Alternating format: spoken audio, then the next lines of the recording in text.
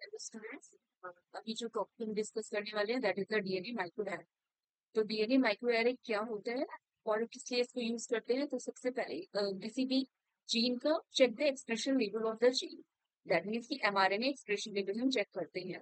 इसका मतलब क्या हुआ? जैसे कि कोई सेल हमारी कैंसरस है और कोई सेल हमारी non cancerous. Normal and cancerous cell में जीन एक्सप्रेशन लेवल में क्या डिफरेंस होता है, या फिर बोल सकते हैं कोई हमारी इम्पैक्टेड सेल है और कोई हमारी नॉन इम्पैक्टेड सेल है। तो इन दोनों तरह की सेल्स में, इन दोनों की सेल्स में जीन के एक्सप्रेशन लेवल में क्या डिफरेंसेस होते हैं? तो इसको चेक करने के लिए जो हम यूज करते हैं that is DNA microarray. DNA microarray में आपके पास में इस तरह की चिप होती है जिसमें छोटे छोटे से स्लॉट्स होते हैं और इस स्लॉट्स पे डीएनए के प्रोब्स अटैच रहते हैं। ये जो आपका हर जो चिप होती है वो स्पेसिफिक होती है। अभी इसके बारे में आगे डिस्कशन करेंगे। तो सबसे पहले जो पूरी प्रोसेस होती है उसमें हम क्या करते हैं, cancerous cells and non cancerous cells दोनों तरह की जो सेल्स होती हैं उनसे एमआरएनए का आइसोलेशन कर लेते हैं, क्योंकि हमें यहाँ पर मैसेंजर आरएनए का एक्सप्रेशन लेवल चेक करना है कि एक पर्टिकुलर टाइप ऑफ सेल्स में कौन सा जीन एक्सप्रेस कर रहा है। वो मैसेंजर आरएनए एक्सट्रैक्ट करने के बाद भी हम इसको रिवर्स ट्रांसक्रिप्टेज एंजाइम की हेल्प से क्या बना लेते हैं, कॉम्प्लीमेंट्री डीएनए बना लेते हैं। यहाँ पर ये 5:3 की डायरेक्शन में, 5'3' डायरेक्शन में है। तो 3' को यूज करके रिवर्स ट्रांसक्रिप्टेज क्या करेगा, कॉम्प्लीमेंट्री डीएनए की सिंथेसिस कर देगा।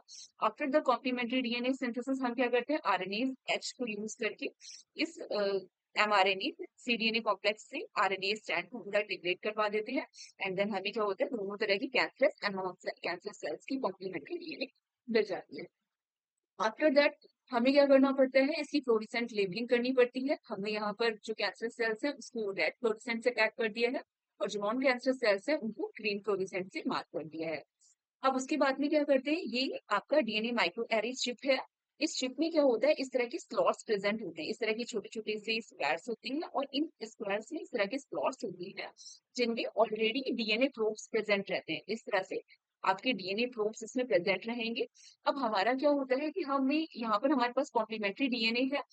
तो इन प्रोब्स में, प्रोब्स का मतलब यहाँ पर जीन ए फॉर एग्जाम्पल, यहाँ पर जीन ए है, यहाँ पर जीन बी, सी, इस तरह से जीन्स के डिफरेंट डिफरेंट स्लॉट्स में क्या रहते हैं, डीएनए सिंगल स्टैंडर्ड, आपके सिंगल स्टैंडर्ड डीएनए अटैच रहते हैं। तो अब क्या होगा, हमने क्योंकि यहाँ पर मार्किंग कर दी, मार्किंग करने के बाद में दोनों को मिक्स करके हम इस चिप के ऊपर क्या कर देते हैं, अप्लाई कर देते हैं, हाइब्रिडाइजेशन करवा देते हैं। तो हाइब्रिडाइजेशन करवाने के बाद भी अब जिसका, जहां पर कॉम्प्लीमेंट्री सीक्वेंस मिलता है मैसेंजर आरएनए का, वो उस डीएनए से बाइंड कर जाएगा। फॉर एग्जाम्पल इस वाले स्लॉट में, फर्स्ट स्लॉट में जिसमें जीन ए प्रेजेंट है, अब यहाँ पर देखिए रेड एंड ग्रीन दोनों तरह के जो आपके जीन्स हैं, red from the cancer cells and green from the non cancer cells, दोनों तरह के जीन्स क्या हो रहे हैं, एक्सप्रेस हो रहे हैं। और ये आपका इसका मतलब क्या हुआ, यहाँ पर जीन ए आपकी कैंसरस एंड नॉन कैंसरस दोनों तरह की सेल्स में क्या हो रहा है, एक्सप्रेस हो रहा है। आफ्टर दैट इस तरह जो जीन बी का है स्लॉट, इसमें देखिए केवल ग्रीन कलर है, दैट मीन्स कि इसमें आपका नॉन कैंसरस सेल एक्सप्रेस हो रहा है। और इस वाले स्लॉट में केवल आपका रेड कलर दिखाई दे रहा है, दैट मीन्स कि ये जो इस जीन का, फॉर एग्जाम्पल अगर ये डी ई जीन है तो जो ई जीन है वो केवल कैंसरस सेल्स में एक्सप्रेस हो रहा है। उसके अलावा यहाँ पर फिर से फर्दर क्या हो रहा है, ग्रीन का वो जो डीएनए बैंड्स है उनमें बाइंड किए हैं। अब ये जो आपका चिप है इसको हम रीडर पे रखते हैं, रीडर पे रखकर हम उसकी स्कैनिंग करवाते हैं। तो क्योंकि हमने यहाँ पर क्या किया हुआ है, फ्लोरेसेंट टैगिंग करी हुई है, तो हमें डिफरेंट डिफरेंट कलर्स की इस तरह से स्पॉट्स विजिबल होती है।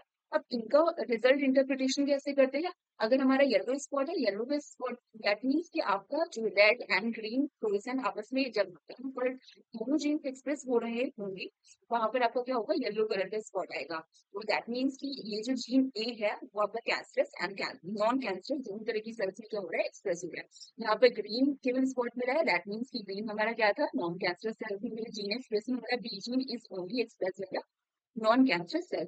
फर्दर यहाँ पर दोनों तरह के जीन्स एक्सप्रेस हो गए। अच्छा यहाँ पर व्हाइट और अगर ग्रे कलर मिलता है दैट मीन्स वो वहां पर आपका जो डीएनए बैंड है वो ना तो जीन कैंसर सेल्स में एक्सप्रेस हो रहा है, नाइदर ही वो आपका नॉन कैंसर सेल में एक्सप्रेस हो रहा है, इसलिए हमें क्या होता है, ग्रे कलर मिलता है। तो इस तरह से अगर यहाँ पर रेड कलर मिलता है तो दैट मीन्स वो आपका जीन केवल आपकी कैंसर सेल में एक्सप्रेस है। तो येलो स्पॉट होने पे both infected and non infected जो जीन सेल्स है वो एक्सप्रेस कर रही है, रेड स्पॉट होने पे ओनली इन्फेक्टेड या फिर कह सकते हैं ओनली कैंसर सेल्स एक्सप्रेस कर रही है।